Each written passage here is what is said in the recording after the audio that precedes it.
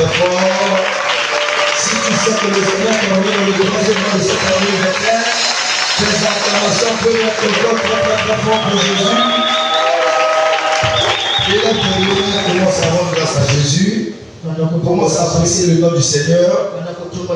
Et Dieu t'a gardé, Dieu t'a maintenu en vie depuis le mois de janvier jusqu'à ce jour. Le Seigneur a fait de bonnes choses au milieu de nous. Le Seigneur a fait de bonnes choses dans nos familles. Le Seigneur a fait de bonnes choses dans la vie de nos enfants. Il doit se lever n'a pas une habitude. Mais c'est une grâce qui vient de l'Éternel. Et là, demain, dis merci à Jésus. Bien le soir reconnaissant, ne murmure pas, dis merci à Jésus. Du fond de ton cœur, rends grâce à Dieu. Rends grâce au Seigneur ce matin. Rends grâce au Seigneur ce matin. En ce troisième mois de l'année 2021. Seigneur, merci pour le privilège que tu m'as accordé de voir ce grand mois. Merci pour la grâce que tu m'as accordée en ce grand mois de mars 2021. Merci Seigneur d'avoir renouvelé le souffle de vie. Jésus qui est comparable à toi. Jésus qui est comparable à toi. Élève ta voix, dis merci à Jésus. Élève ta voix, dis merci à Jésus. Élève ta voix, dis merci à Jésus. Élève ta voix, dis merci à Jésus. Pour ce qu'il a fait dans nos vies. Bien aimé, depuis le mois de janvier, beaucoup ont perdu la vie. Beaucoup sont dans les hôpitaux. Mais le Seigneur t'a fait grâce de se tenir en vie. Le Seigneur t'a fait grâce. Il a maintenu la vie en toi. Dis merci à ce Dieu. Le Fils que pour la vie qu'il a accordé à ta famille. Dis merci à Dieu. Jésus, merci. Nous te rendons grâce. Nous te célébrons Jésus. À toi soit la gloire et l'adoration. Au nom glorieux de Jésus, nous avons ainsi prié. Au nom glorieux, avons-nous ainsi prié. Tu vas élever encore ta voix une fois de plus. Tu vas demander à Dieu de t'envoyer une parole. Au commencement était la parole de Dieu. La parole était Dieu lui-même. La parole était avec Dieu. Et toute chose a été faite par la parole de Dieu. Seigneur Jésus, en ce nouveau mois, et en ce culte de notre prophétique, envoie-moi une parole qui va engendrer la domination dans ce monde de Mars.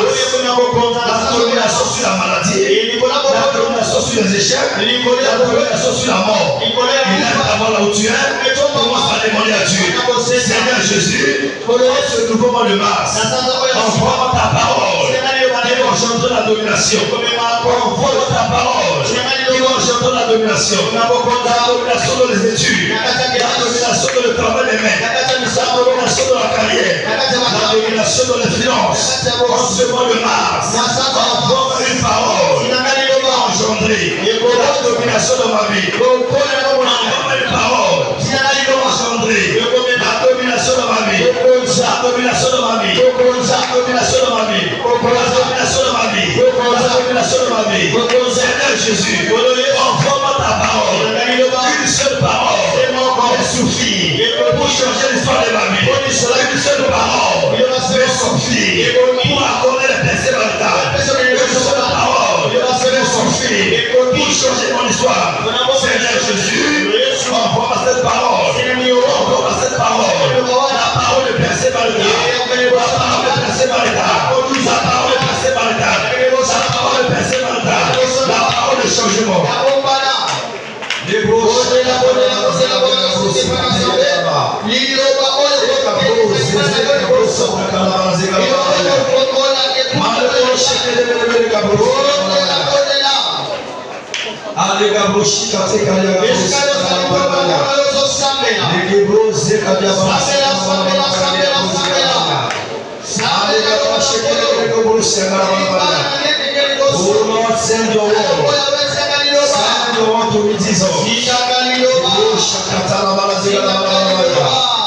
Merci Seigneur Jésus.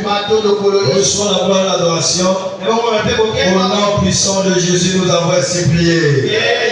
Bienvenue dans ce nouveau mois de mars, le mois de l'accomplissement des promesses au nom de Jésus. Tout ce que tu as dit à ton sujet pour cette année, en ce mois de mars, tu vas vivre l'accomplissement de cela au nom de Jésus.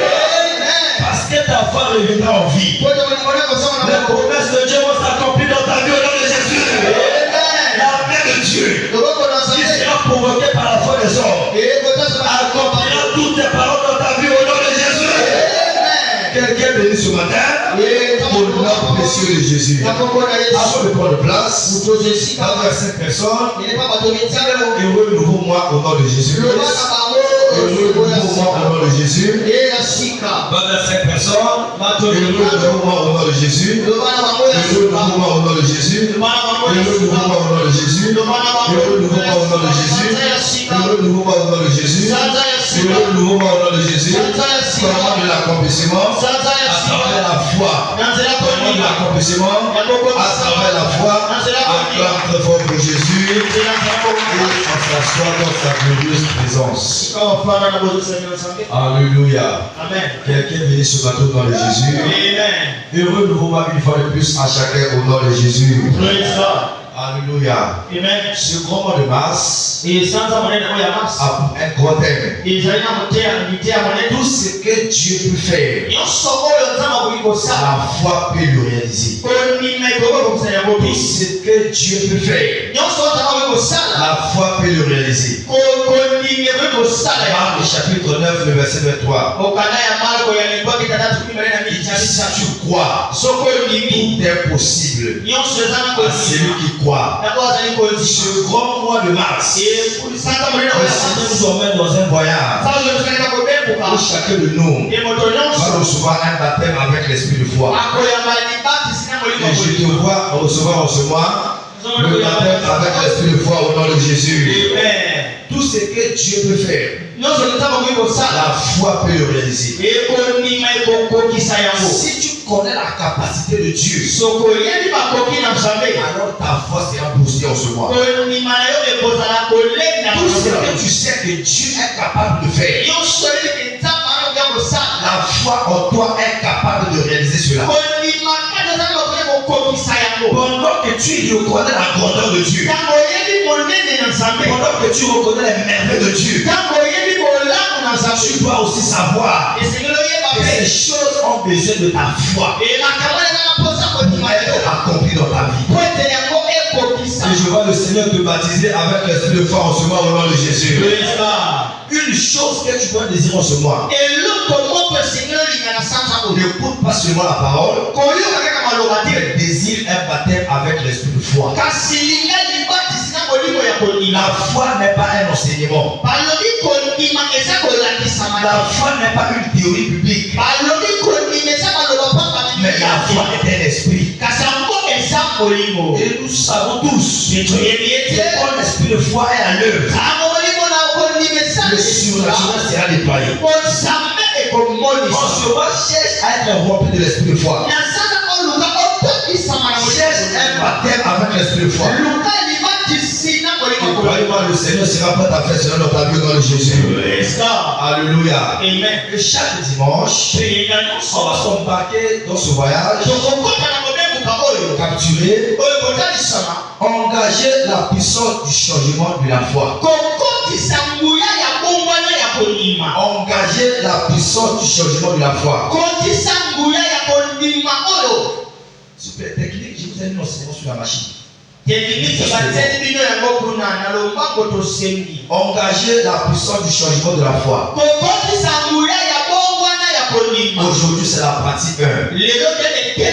Engager la puissance du changement de la foi.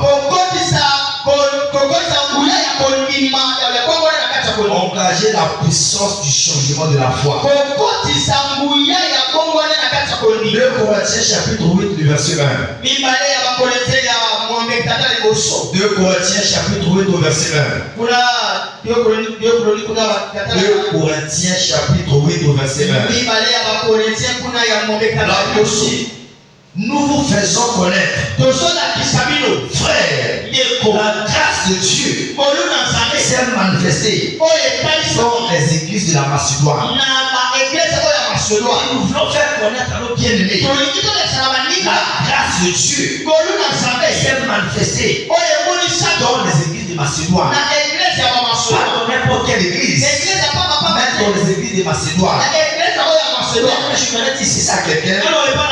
Chaque église a des grâces particulières qui opèrent au sein d'elle. Chaque commission qui vient de Dieu a certaines grâces que Dieu a mis à l'œuvre pour que les croyants bénéficient de ce que Dieu a déposé dans l'église. Comme l'église de Macédoine, il y avait des grâces disponibles dans l'église qui permettaient aux croyants qui étaient dans cette église de bénéficier de ce qui se trouvait dans l'église. Et l'une des grâces que Dieu a mis dans cette commission, c'est la foi. C'est la foi. Si tu es dans cette église, ta foi ne peut pas rester au même niveau. Quand tu avais dit à son serviteur, dans une vision qui avait duré 18 heures, l'heure est venue.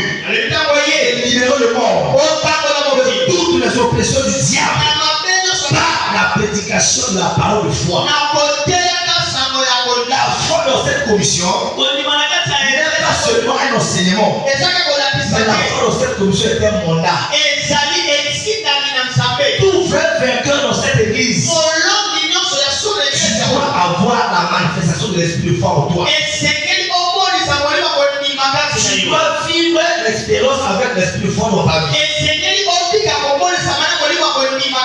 Dans cette commission, nous ne luttons pas pour obéir à Dieu. Dans cette commission, on ne souffre pas pour obéir à Dieu. On ne fournit pas les efforts pour obéir à Dieu. Tu sais pourquoi? Parce qu'il y a l'esprit de foi qui est à l'œuvre dans cette église. Et ma prière ce matin, l'esprit de foi qui est à l'œuvre dans ces lieux, c'est là rempli dans ta vie au nom puissant de Jésus.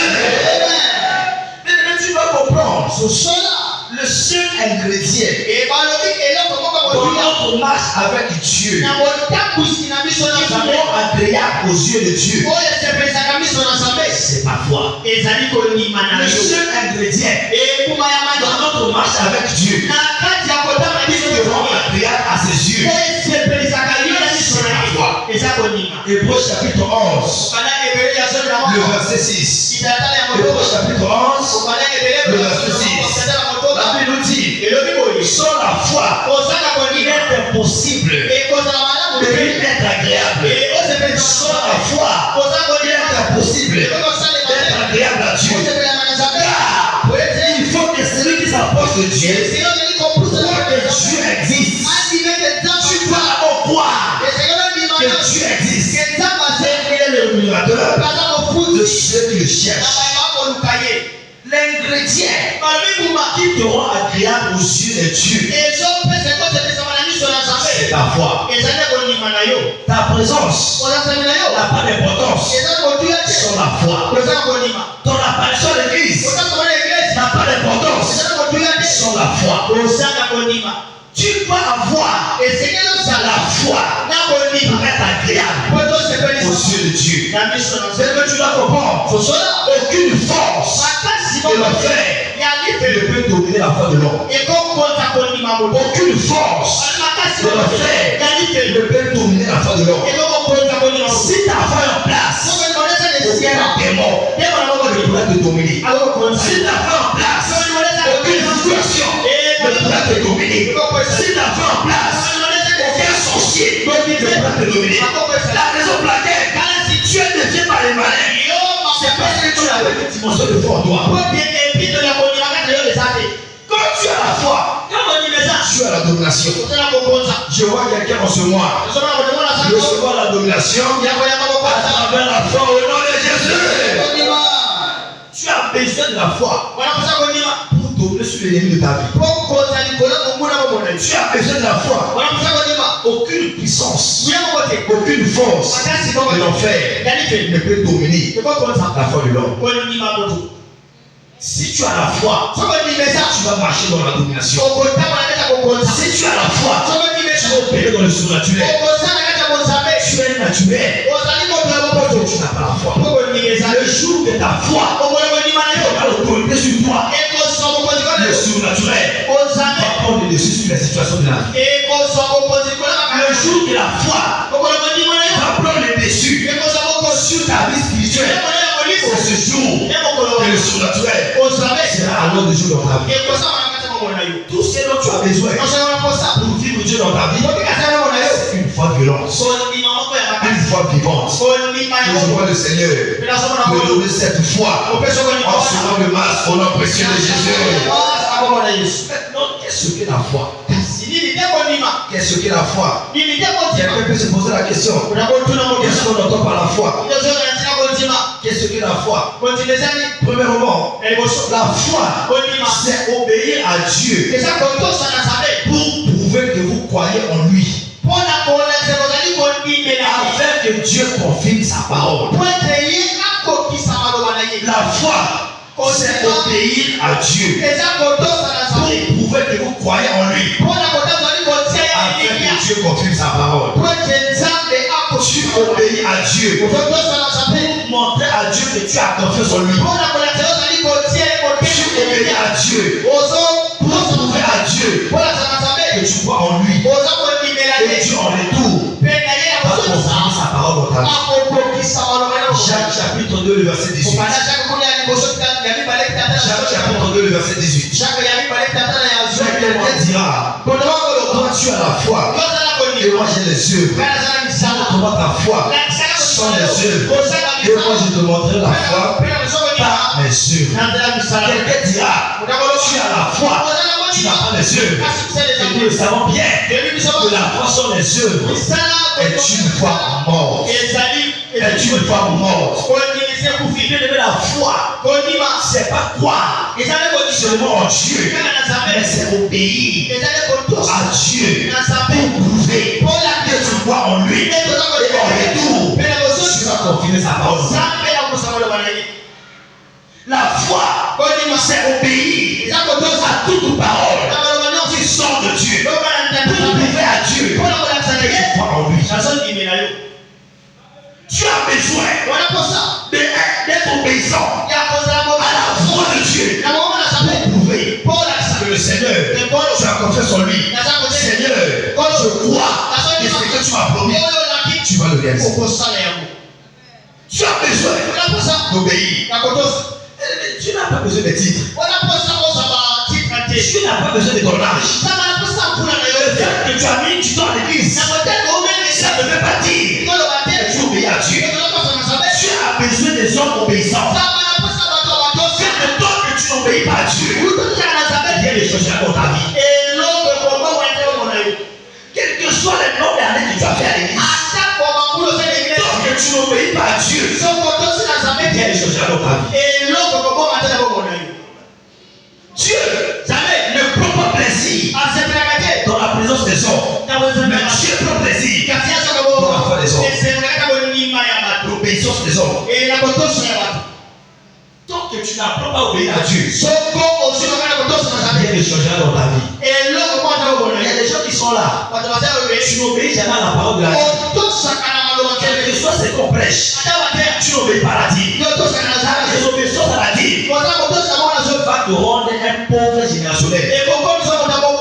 La désobéissance à la parole du donné va te rendre un pauvre générationnel.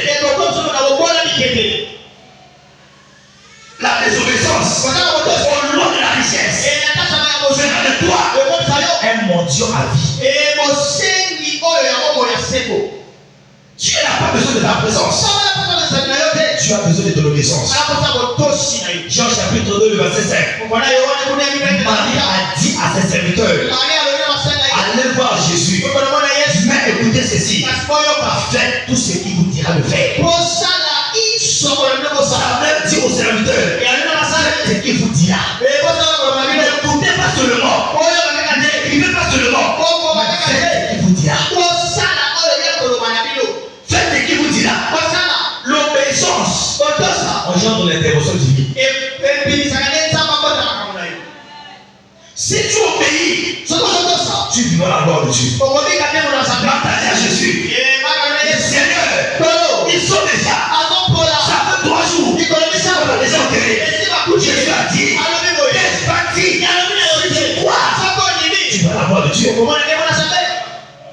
Tu parles la parole de Dieu.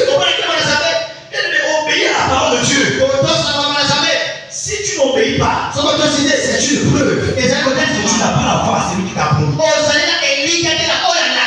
Quand tu refuses de payer la dîme, ça prouve simplement que tu n'as pas la foi en Dieu. Alléluia. Amen. On n'a pas besoin de théorie. On n'a pas besoin de grammaire. Obéir à la parole de Dieu. Alléluia. Amen. La foi, en un seul mot, c'est l'obéissance. En un seul mot, la foi, c'est l'obéissance. C'est l'obéissance. C'est l'obéissance. Obéir à ce que tu as promis. Les merveilles de Dieu seront possibles dans ta vie. Philippiens chapitre 2, le verset 12. Philippiens chapitre 2, au verset 12. La parole de Dieu nous dit, chapitre 2 de Philippiens, il dit ainsi, mes bien-aimés, comme vous avez toujours obéi, travaillez à votre salut avec crainte et tremblement. Non seulement comme en ma présence, mais bien plus encore. Maintenant que je suis absent. Mais tu vas obéir. L'obéissance est une preuve tangible de la foi en Dieu. Lorsque tu n'obéis pas, ça prouve que tu n'as pas la foi en Dieu. Toute foi authentique est prouvée par l'obéissance de l'homme. Quand tu n'obéis pas à ce que tu as promis, c'est une expression que tu n'as pas la foi en Dieu. Alléluia. Amen. Tu peux faire beaucoup d'amis à l'église. Il y a des gens qui sont à chacun de 20 heures. Ça fait 10 ans. Ça fait 15 ans. Pas une petite foi. Leur foi est zéro. C'est pourquoi? Parce qu'ils n'obéissent pas. Beaucoup de gens sont habitués avec Dieu. Lorsque tu parles, l'habitude c'est ça. La parole de Dieu comme habitude. Il a dit faut obéir à ce que tu dis. Voilà, tu n'as pas besoin de vivre ce que tu as promis. L'habitude avec Dieu. L'habitude va tuer quelqu'un. L'habitude avec la parole de Dieu. L'habitude à la présence de Dieu. Si tu t'habitues à Dieu, le diable va te détruire. C'est pourquoi le même Dieu de l'année passée, sa présence ne se manifeste pas la même année cette année. Chaque année, Dieu a une différente manière de manifester. Donc, ne prends pas les choses de l'année passée. Non, j'avais déjà fait. J'ai bien m'a dit. Nous sommes les plus appelés à dire au Congo. Ça a changé quoi dans ta vie? Hier, on a dit la foi n'est pas dans le futur. La foi n'est pas dans le passé. La foi est dans le présent. La foi est dans le présent. Si tu as obéi hier, c'est pas aujourd'hui. Tu as besoin d'obéir aujourd'hui. Hier, c'est pas aujourd'hui. Alléluia. Je vois quelqu'un ce matin recevoir un baptême avec l'esprit de foi au nom de Jésus. Rapidement, comment la foi opère-t-elle? Comment la foi opère-t-elle? Comment la foi opère-t-elle? Premièrement, la foi biblique libère sa puissance à travers ta langue. La foi biblique libère sa puissance à travers ta langue. La foi biblique libère sa puissance à travers ta langue. Marc chapitre 11, le verset 23. Marc chapitre 11, le verset 23. Et tu diras à cette montagne, ôte-toi de là. Je vous le dis en vérité. Si quelqu'un dit à cette montagne, ôte-toi de là, jette-toi dans la mer. S'il ne doute pas dans son cœur, mais croit que ce qu'il a dit arrivera, alors il le verra s'accomplir. La foi de l'homme réside sur sa langue. Tout ce que ta bouche ne peut pas déclarer, ta vie ne peut jamais vivre cela. La foi de l'homme réside sur sa langue. C'est pourquoi quand tu es dans cette commission, tu entends les gens me dire n'ai jamais pauvre dans ma vie. Je ne suis pas malade. Mais c'est que tu ne décales pas avec audace. Tu ne l'as jamais accompli dans ta vie. Il y a des gens qui sont dans cette commission. Ils ne peuvent jamais dire leur bouche. Tout va bien. Quand tu les appelles, comment tu vas? Ça va un peu. La galère. Ça va un peu. La galère seulement. Ce que tu dis, c'est ce que tu vas vivre dans ta vie. La vie et la mort est au pouvoir de la langue. Ce que tu déclares, tu vas vivre dans ta vie. Et écoute ceci. Ce que tu crois dans ton cœur peut être accompli seulement à travers ta langue. Ce que tu crois dans ton cœur peut être accompli seulement à travers ta langue. Il dit que le juste, que le faible, je suis fort. Dans cette commission, tu n'entendras jamais les gens dire je suis malade. Quand tu écoutes un vainqueur, je suis malade. C'est pas un vainqueur.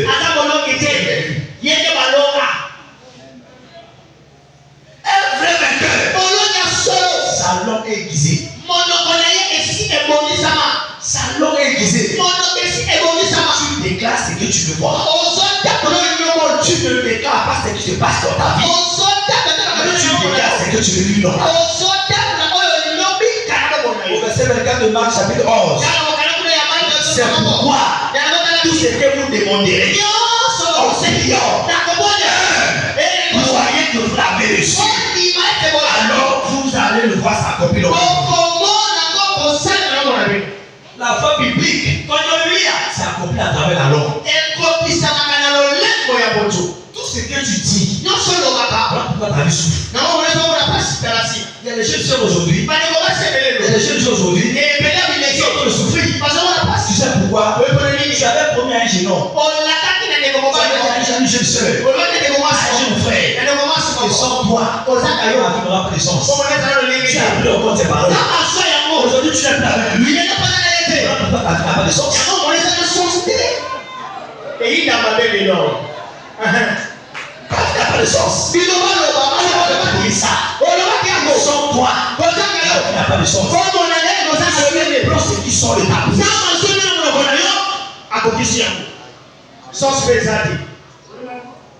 Moi, depuis que j'ai quitté cet homme, j'ai de marche dans ma vie.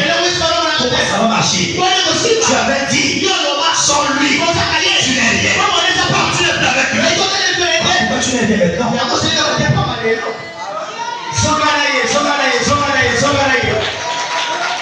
Ce qui sort de toi, c'est ce que tu prends en compte. Dieu utilise la parole de ta bouche pour résoudre ta destinée. Comme cette info-face de situation, arrêtez de donner les fausses promesses qui vont compliquer votre vie demain. Il y a des choses qui compliquent la vie des hommes aujourd'hui à cause de ce qu'ils ont dit hier. Les paroles que tu as déclarées sont en train de compliquer ta vie. Alléluia. Ces paroles compliquent ta vie maintenant. Tu es plus pour quelqu'un ce matin. Le Seigneur a puisé de ta parole au nom de Jésus. Ces choses compliquent ta vie parce que tu les as déclarées avec ta bouche. Tu diras à cette montagne, tu diras à ce problème, tu diras à cette situation, si tu ne doutes point, tu vas dire que tu as dit, tu devras s'accomplir. À partir d'aujourd'hui, ne dis plus jamais, je suis malade.